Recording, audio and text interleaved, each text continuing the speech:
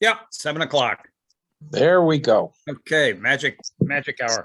This meeting is being recorded. It is a Zoom only meeting. So far, we don't have any guests. But we'll take attendance. Norm, Here. Mike Coombs, Here. Malcolm, Here. Mike DeBay is not, Dick Reynolds is, Scotty, Here. Eric, Deb is not, Eric, Here. and Paul Murphy. I'm here. Okay, so we got everybody accounted for. So the minutes, did everybody get a chance to read the minutes? I hope. Oh, yeah. Any comments, changes, anything? No? I'll make a motion to accept the minutes as written. Dick, Mike Coombs. Mike, okay. I'll second it. Second it. Scotty, I'll second it. Scotty, okay. All in favor? Aye. Opposed? Abstain? Unanimous. All right, I gotta affirm it. Norm, Aye. Mike Coombs, Aye. Malcolm, Aye. Dick, aye. Scotty, Aye. Deb, Deb is not here. Eric Aye. and Paul. Aye. All right, affirmed. Okay, Concom meetings update, Norm. Yes. First of all, from the meeting of January 17th, one item to mention. It was discovered that there at 13 North Pond, there is a reported possible septic and leach field that was never decommissioned. Oh, The Board of Health went out and checked it out and agreed that it was a uncommissioned, undecommissioned septic system. Water did not believe there was any hazards to the area at all. now what was the address though? 13 North Pond Road. But that's not on sewer. Well, there's That's no not on house. sewer. I don't think there's a house on 13 today.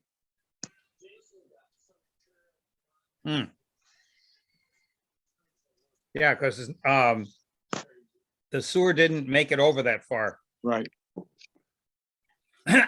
All right, Other than that, there was nothing on that meeting's agenda that impacted the lake. okay. From last Monday's meeting, the 6th, two items to mention. One of the docks that we had photographed that said hadn't been removed was 16 Babs Road. That is one that historically they had always received a waiver, a variance, because it was not removable. But the last one that was issued was 2013. Wow. So they approved it, provided they put the appropriate reflectors, lights on it. And I didn't think it needed to come to us for that permission because it's Okay. been there for years. Yeah, that's good Okay, because we had approved it before. right.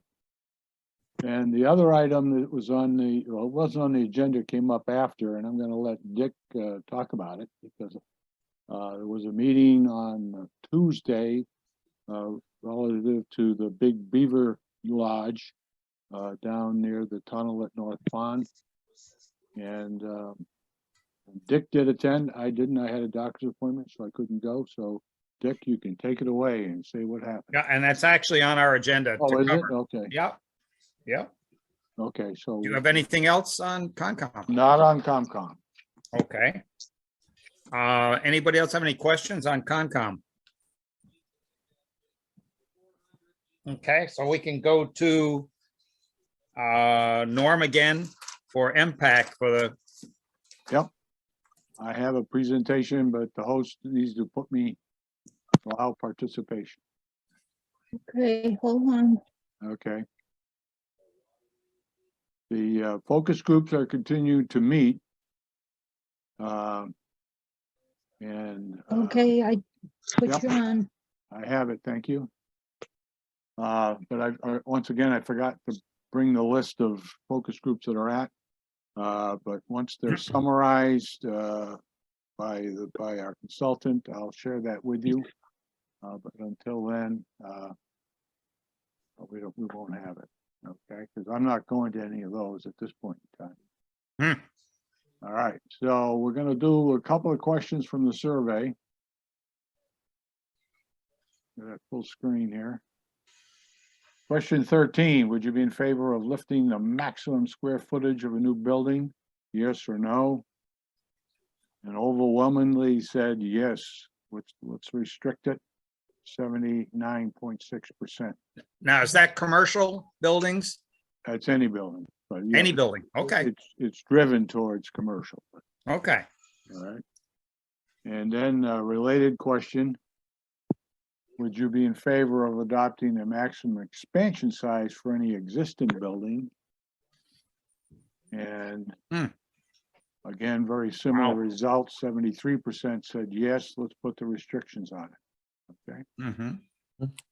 so next question was, what do you currently live in?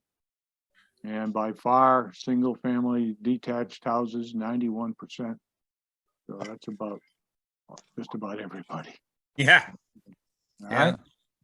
Question 16 had to do with, do you believe there is sufficient housing options for you and your family in Southwick? Okay, and 78% said, yes, we agree with that. But 22% said no. And then they were asked to further quantify their answer. And it splits pretty good here. For those that had answered yes, that there's enough housing, there was only, the biggest one was 16, and no new housing's needed. And down on the other end, no condos, no apartments. And those that said no, there were a lot more of that. And more affordable housing was the first important one. More senior housing, more smaller housing needed, more apartments, more condos. So again, they were like direct opposites of each other. Okay, and I think that's all I got for tonight. Okay. Stay tuned for our next meeting when I'll have more. And Norm, I'll ask if you can do your few word summary that I can put in for the minutes, that would help. I'll be glad to do that. Okay. So the first item, if there's no other questions for Norm on there, we can go back to the rest of the agenda. First item is, brief one is on 141 Congamon Road, AKA Krabby Joe's. And there's still the issues with the sewer and stormwater. Those are still open, not resolved. And to what I understand is they have not yet repaired the pumps. So a dye check cannot be run yet. It would be meaningless.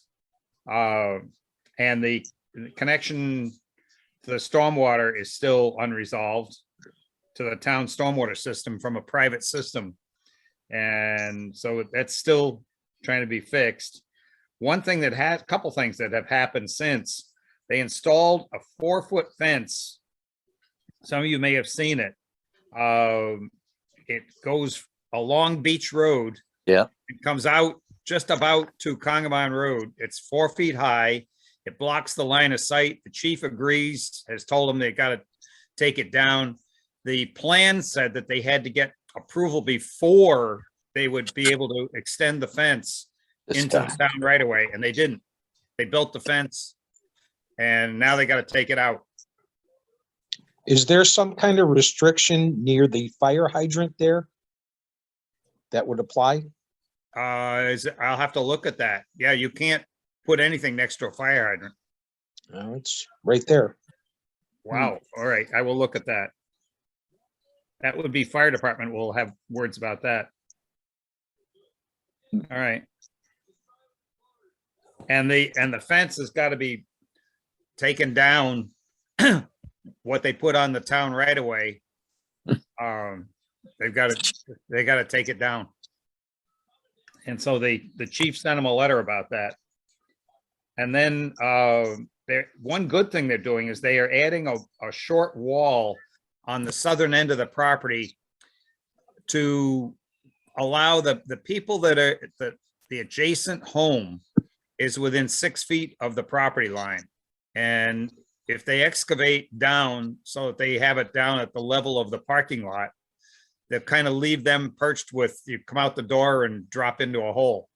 So they've agreed to put up a wall and that'll be fenced there.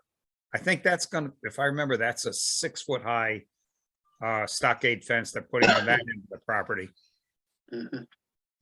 So at any rate, that was one good thing. I don't have anything else on 141 unless somebody else has any other observations or issues that we need to raise. Mike Coombs, any update on the chapter 91 on their behalf? Not approved. Not approved. Okay. No, But it hasn't been rejected either, right? right, was not rejected, Okay. not approved. It's, Okay. it's sitting there. Yeah. All right, just making a note here. So the next thing is, just flip this. And I don't know if anybody's seen, there is a slew of docks adjacent to the brass rail on the lakeside. They're all lined up there. They look like they're brand new.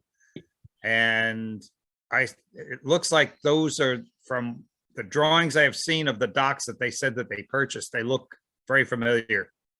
So that may be where they're being stored. Okay. Yeah. So the next thing on the agenda was 129 North Lake Ave. Despard, those are the 3 permanent docks. Yep. That total in excess of 1,800 square feet. At the last meeting, it was voted on that I would send a summary letter to, well, an email to DEP and copy the harbor master, Concom, building inspector, planning board, which I did. And you have it, it's on pages 19 through 51 is the whole thing on Desbards, but 23 through 46 is what went out this time to DEP. And it's really a summary of other emails that have gone to DEP and to a host of other people with what is going on with those 3 docks. And the 3 docks are in the kind of in no man's land because they cannot be permitted under LPP because they're permanent. They exceed 1,800 square feet, therefore the DEP rejected them. And I don't know, DEP is still wrestling with it. The one good thing is that Chrissy Hops did ask for an additional photos of the 3 docks, and Norm had one that he took during the summer when he was capturing all of the docks around the lake, around the 3 ponds. And so we provided that. And that's also in those handouts that you have, or in the reading file. And that was mailed out today. I emailed that to DEP. And then I sent you a copy of it, what went out. Mhm. So that was under a separate email. And then basically the photo and the maps, which is pretty interesting. If you look through all the pages that I transmitted to you, you'll see that the maps show that even the first dock, the northernmost one, hangs over into the next property. Yeah. So if you extend the property line straight out, it cuts through about a quarter of the dock. Yeah. And the other 2 are absolutely not in front of their property. Very So, true. and that's a problem because when they filed chapter 91, they checked the box that it was in front of their property. Hmm. So that is still in DEP's hands. And I know Chrissy is following up on that. So it Did sounds they at like, one time- sounds like, so it sounds like it's an enforcement action. Yes, that's it. And that would be DEP. Yeah, okay, or right, or environmental police, or, Right. Yep. And okay, so, that's theirs, not ours, right?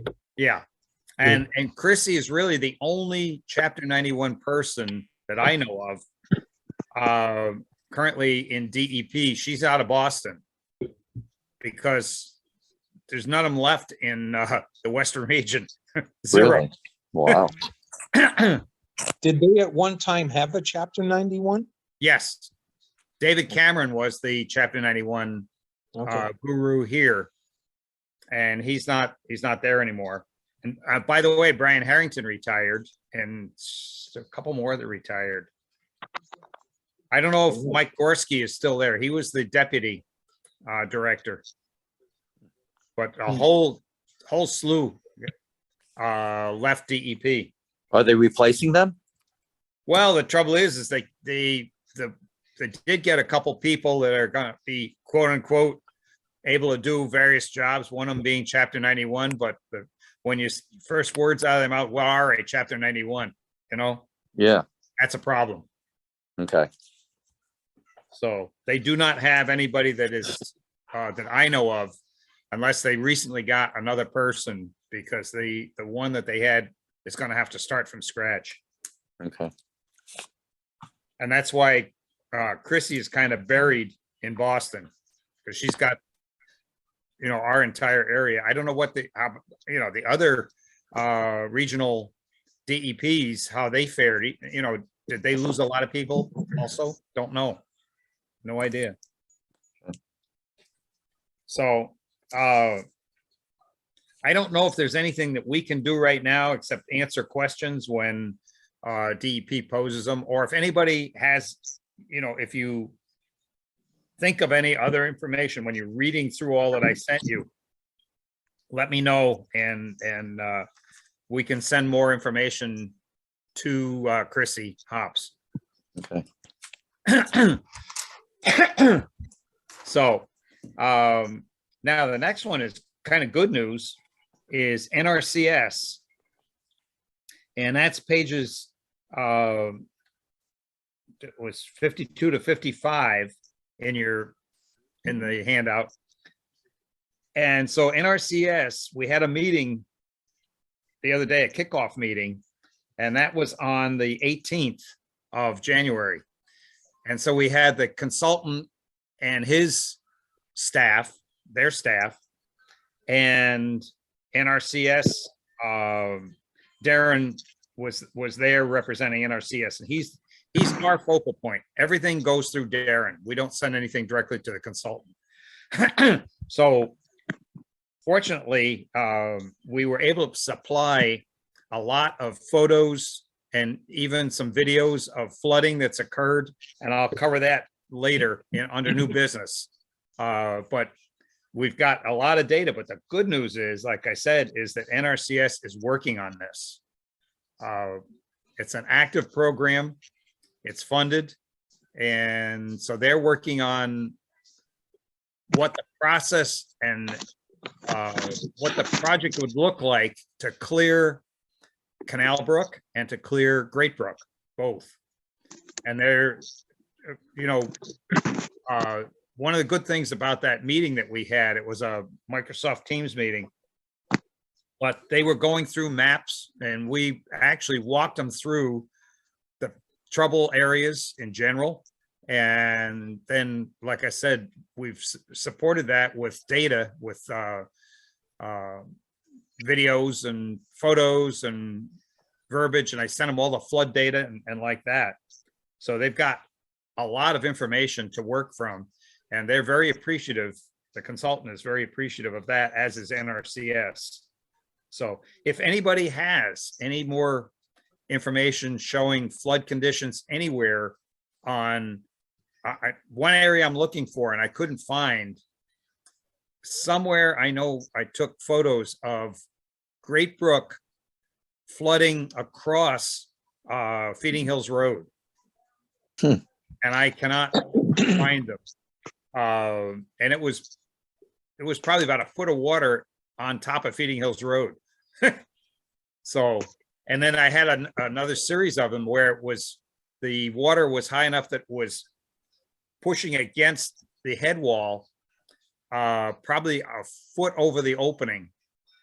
So you can see it was spraying up, and it had that whole area where the Crepes Tea House, that was flooded. So if anybody's got any photos or videos of flooding, or any descriptions or anything like that, feel free. If you get them to me, I'll get them to NRCS. I mean, Dick, you You got know, the ones I sent you, the videos? Say again? You got the ones that I sent you, the video? Yes, I did, and they're already in their hands. Thank you. I mean, Yeah. it's clear that they're engaged in the evaluation, they made it clear that there's a bunch of trade-offs that they need to look at. Yes, What would the alternatives be? What are the impacts? And so so they weren't telling us, hey, guaranteed, no problem, this will get funded for a fix, but they are definitely working it. oh, yeah. And that's a good comment, Eric, is that they have to determine if, do you fix Canal Brook? Do you fix Great Brook? Do you fix both of them? Do you do nothing? And what else could you do to solve the problem? Do they buy houses? And this was on the table. They Right. came with it's like a laundry list of options that they have to consider, because it's a flooding program. And it's one of those things that they've got to do as part of their due diligence. And I did send the flood data, and we're talking tens of millions of dollars of residential stock that they would have to, and businesses too, by the way, that they would have to purchase and close. So that has a loss of tax revenue. It has loss of jobs, loss of people, and income in general coming to the lakes. If you buy off these properties and say, well, that's the solution. So that just helps them. And what they have to do is do all those assessments. And then, like Eric says, they got to come up with what's the best solution. So it was pretty, Mike DeBay and Eric and myself were on for the town.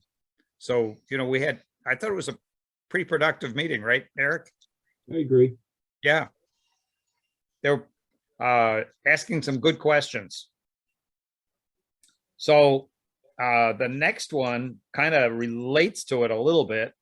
It gets to our dredging of shallow areas, the coves and whatnot.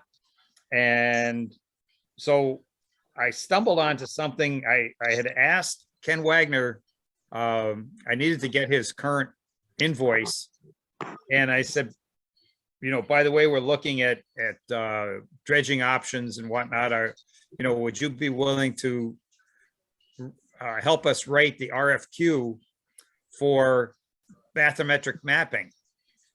And so we could go out and find, what it would, I already know in general what it would cost if we pay for it. And that's in the range of 45 to, could be as high as 60, 70K. But there are others that do it that are closer. Part of the problem is if you can't find somebody nearby, and I did not have enough time to do all that. But Ken says, why don't you try the EPA? And he gave me a name. He says, because they have a program where they come in and they map the bottom of the lake and the muck, and no charge to the state or town or anybody. They do it on their own. So I penned an email, and you have a copy of that. I sent that out to you. And I've had now several conversations, and I'm off tomorrow, but the gentleman at EPA is going to call me in the morning, and we're going to have a kind of an overview of what they can do and can't do. But he says they definitely do that kind of work. So that's a that's a big plus because we don't have to seek town funds to get the lake bottom mapped and know the depth of the muck. And I do that by sonar with 2 different frequencies.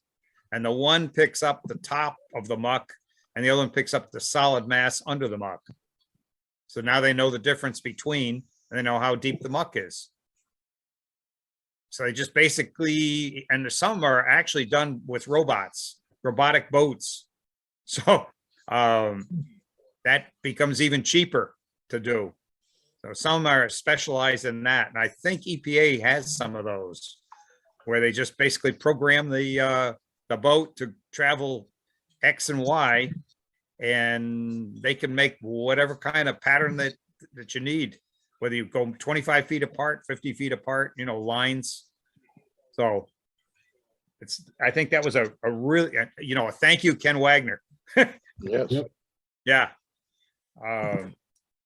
So like I said, he gave me the name, the contact information, the email address and all that, and I've already taken care of it. So. Good. Yeah, very pleased with that. That was kind of a phenomenal surprise because I had just finished putting together, which we'll talk about coming up, the budget for presenting to the select board and the FinCom later this month. And I had included that money as on the wish list for fiscal year 24, so we could get that bathymetric mapping done. So I think we'll be able to scratch that. I'm hoping. So at any rate, the next thing is the fiscal year 2024 budget, which was sheets 59 through 66 that everybody has. And does anybody have any comments, questions, concerns, changes you want to see in the budget? Because traditionally, Eric and I will present that. Eric does an update on the lake health, and then we present that at the same time as we present our budget. And that always helps because they see where the money goes. Okay. So we do need to vote on the budget. Does anybody have any questions, concerns, or want to discuss anything on it? No, No. Okay. Oh, I will tell you that we did get the money, the extra money for the buoys. We got what's called a reserve fund transfer of $2,400. So we had 2,400. Remember, we went for a year with 0, then the next year with $1,000, which gets you 1.5 buoys. I think you mentioned that at the last meeting, Dick. Yeah, and well, at any rate, I did find another source. So we're back to the price that we used to pay about 3 years ago. Because it's a different manufacturing method. It's actually a better one. Mhm. You mentioned that too. Yeah, Yeah. and so we've got them. They came in. Good. Anyway, if you're all set with the budget, I'd entertain a motion from somebody that, Yeah, this is Mike Coombs. I'll make a motion to accept the budget as written. okay, I'll second. that was who seconded? Paul. Paul Murphy. Paul, okay. And all in favor? Aye. Opposed? Abstain? Unanimous? I gotta run down the checklist. Norm, Aye. Mike Coombs, Aye. Malcolm, Aye. Dick, aye, Scotty, Aye. Eric, Aye. Paul, Aye. unanimous. Okay, affirmed. And next, we need to authorize the chair and vice chair in the chair's absence. We need somebody that can sign bills, POs, payroll, and things like that. So if, because one of us has to sign it. If we don't do it that way, then everybody has to sign it. You know, then we go to where each piece of paper that comes in, you gotta stop by and sign, either here or at town hall. So we've done this for now, I'd say I've been signing bills for LMC probably for a half a dozen, 8 years. And we just need to reauthorize it just so we occasionally do that. Okay, what do we have to do? Just a motion that the chair and the vice chair in the chair's absence can sign and create purchase orders, sign payroll, and issue letters on Lake Management's behalf. I'll make that motion, Dick. All right, That, that's Malcolm. yeah. And a second, I'll second it. Scotty, Scotty. And all in favor? Aye. Aye. Opposed? Abstain? Unanimous, and we'll go down the list. Norm, Aye. Mike Coombs, Aye. Malcolm, Aye. Dick, aye. Scotty, aye. Eric, Aye. Paul Murphy. Aye. Okay, affirmed. One thing I did forget, and I see Michelle is on, we'll come back to, let me get through this NRCS submittals, and then we'll do a CRC update, because we have Michelle and no Deb, so we'll pick on you, Michelle. So NRCS submittals, and as I said, we have sent them a pile of data, and you've got copies of that, all the photos and charts and spreadsheets and everything. So everybody's got that. If anybody, again, I just can't emphasize enough, anything that you can think of that we are missing or that we can use to help support what we're doing. Oh, I will say that I did get in touch with Suffield and Granby and have asked them for the same information, because Hungry Road, I have seen countless times over the decades where you can't go down Hungry Road or Quarry Road. It's flooding. underwater. So, and it's really the same problem we have. It's because the water can't go anywhere. Dick, I'm curious, what's their position on beavers? The people you met with to talk about dredging the canals. That would not be a problem because what they would do, and we did discuss that, and when they make it back to the depth that it was originally, which was roughly, it was 9 feet minimum by 15 feet wide. Beavers don't like to create anything in water that deep. They leave it alone. The trouble is now we're down to so many areas that have 1, 2 feet. Mhm. They love that. They can dam that up overnight. They call all of their friends in and dam it up overnight. So, yeah, that does not appear to be any issue.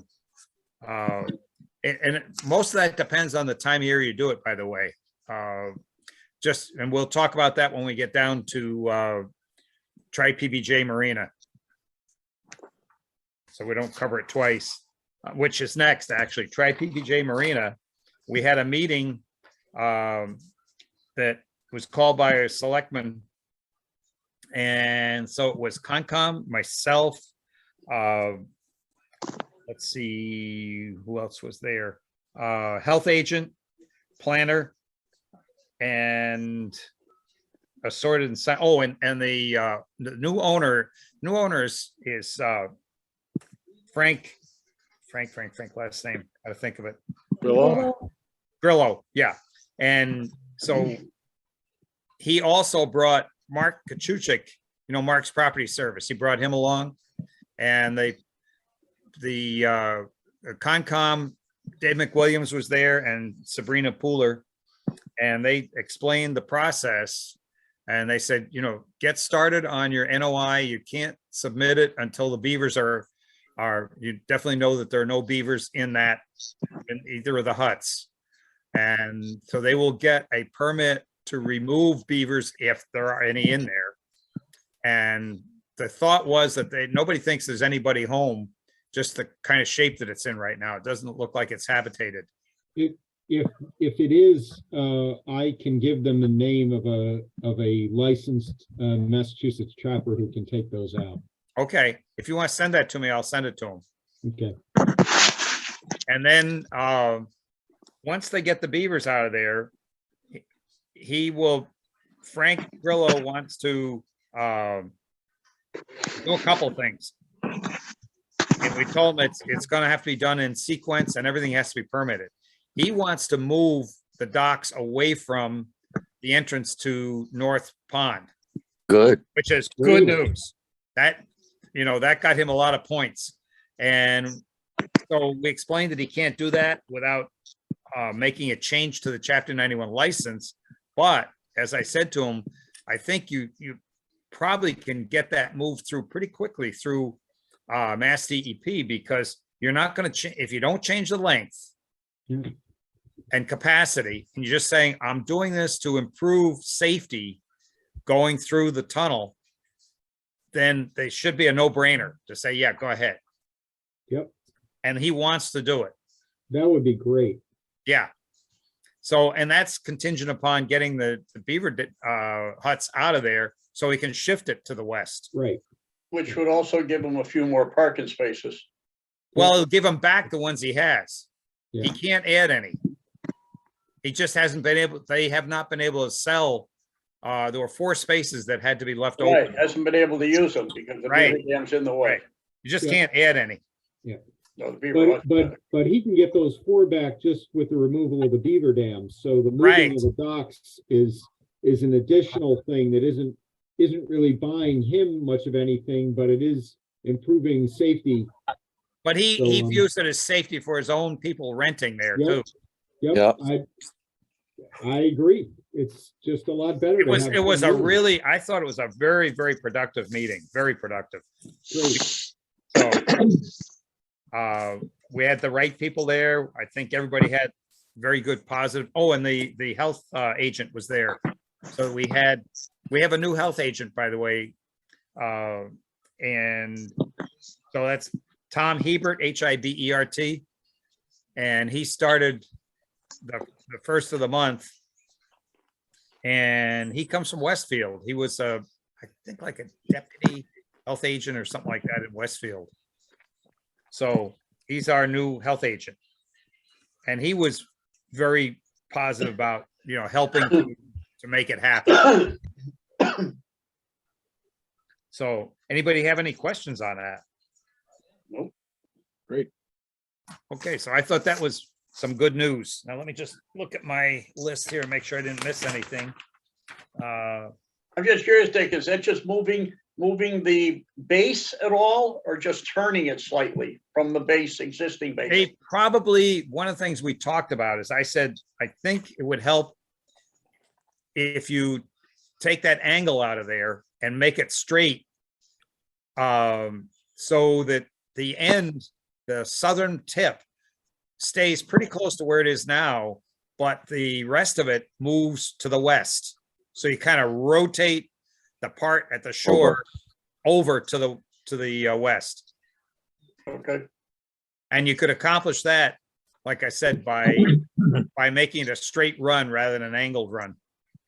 He also asked about replacing the pad that they have there, for launching. Yep.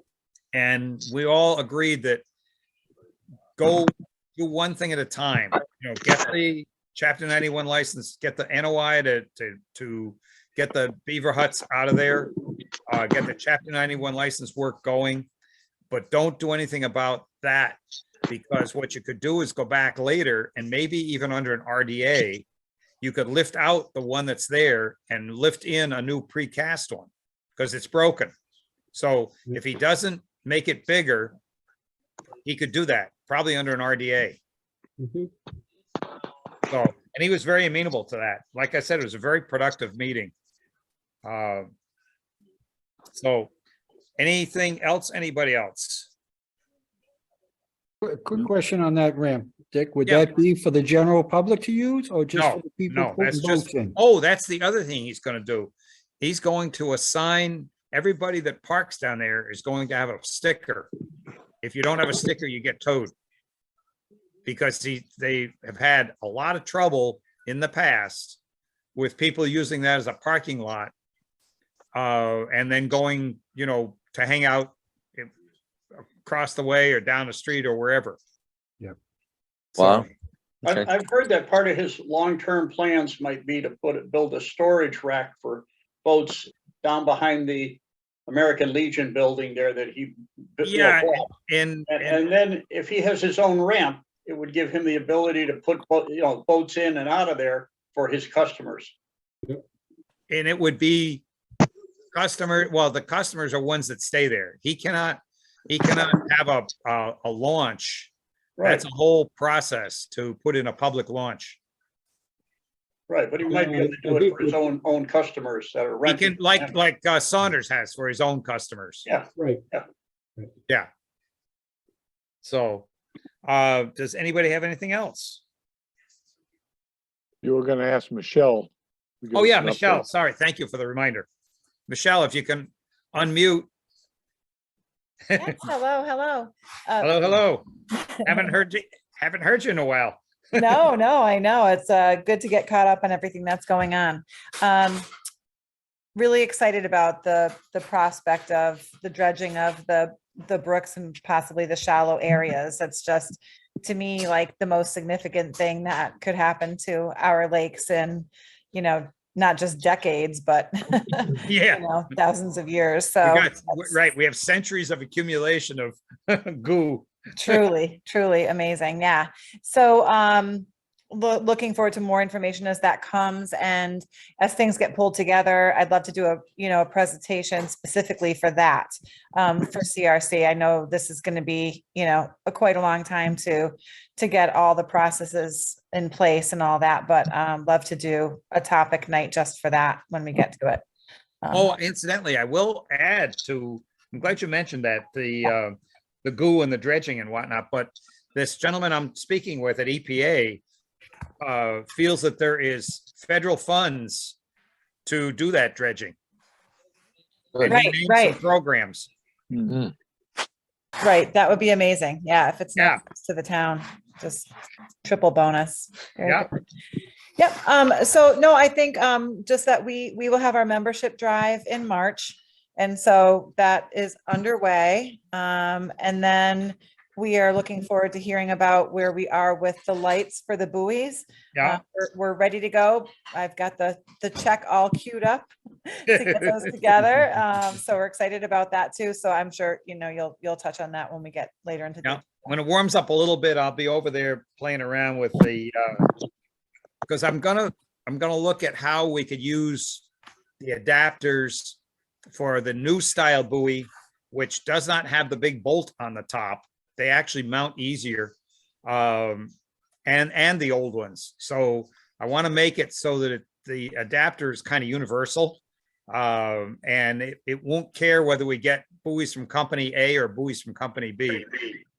Right, that would be great. Great. Oh, yeah, one other thing I will mention, since everybody's on here, this new company that we're dealing with has different equivalent to the ice spars that we use. And one of the things that they do that's better is that everything that they make is what's called roto molded, meaning they basically have a one-piece shell and fill it with foam, as opposed to a two-piece or a three-piece. The ones made by our previous vendor are actually three pieces.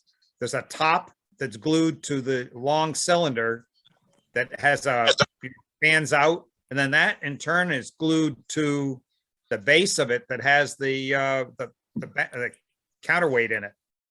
So they make one big solid thing, fill it with concrete on the bottom, then fill it with foam on the top, and done. So and that's why their prices are actually better. And the company that we normally would get them from, we got them from for the last 20 years or so, is actually converting their factory to the roto molding, because their prices went up easily 50% in about 7 months' time. I guess they realized they were losing their shirts, and then suddenly took a quantum leap. And when I went to buy 4 buoys, I would have gotten 2 from them. I got 4 from the other guy. They may be more durable also. Yes, because they're one piece. Yes. Because that's one of the things we've had a problem with. You're right, Paul, is that when they hit them, they fly apart. Well, that's good news. And again, if, you know, if you need any assistance with folks from CRC to help, you know, get them back out when they're displaced, you know, certainly let me know. We've had, Okay, you know, a few people who've said that they would lend a hand with that as well. all right. We'll probably be doing those in the early April timeframe. Okay, sounds good. Yep, let us know and we'll get guys out there again. Dick, do you want to mention the news interview thing next week? What was that? Do you want to mention the interview with the local TV station? I don't know if somebody else, it kind of threw a little bit garbled. Can you hear me? Yeah, that's better. Okay. Do you want to mention to the group the local TV station? Oh, news yeah. Interview, yes. Right, Eric. So I had a request from Russ Fox, who is going to be on next week on Channel 15. There's a 1-hour interview, and they rotate around. They take different officials, and so Russ asked me about could I support it and be there and talk about the water quality, the E. coli, LPP, and so on. But I unfortunately, he asked me at the last minute. I have a site meeting on a project booked for the same time. So Eric very nicely is going to take care of that, which is actually good because I think you got more information on water quality and E. coli and certainly can speak for LPP as well. And so that's going to be a 1-hour program on Channel 15 that'll be broadcast about a week from now. Once they edit it, and get it ready for going on the TV, then you'll be able to watch it. As soon as I hear when it's going to be on, I'll let everybody know. Okay. And thank you, Eric. That's I think it's going to be a good information. And Russ, what I liked was Russ really wanted to get people to understand what goes on with the lakes. So that was excellent. By the way, is Michelle still on? Yes, she is. Michelle, I just wanted to mention that at a CRC meeting, you might like to thank for us Blakely and a few of his friends, along with either sometimes myself or my son, helping to keep the debris away from the weir gates down at the end of the South Pond. And I personally called him on a couple of occasions, and within an hour, he'd be down there with a couple of guys to help us clean it out. And I know he's been keeping an eye on it even over the winter. I Yeah, appreciate it, and I know LMC appreciates it. absolutely. Yeah, that's fantastic. He's always on the ball with all that. And yeah, we have, and we definitely would again, because that just means so much to all of us. And we Thank put you it for in, that. I put it in the annual report too. Yep, Yeah, thank we you. need some younger blood like that, Yeah, right. This guy's getting a little old to be digging down in that thing. Agreed. None of us are getting any younger. Right. So, anything else, anybody? No? Nope. No. I guess I'll entertain a motion to adjourn. So moved, Norm. Norm, and a second, I'll second. Eric, all in favor, Aye. opposed, abstain, unanimous. We don't have to go through that. Okay. And it is 7:50. Okay, 7:50. Great. Good night, all. Good night. Night, all. all. See you Night, next month. everybody. Night. Night. Night.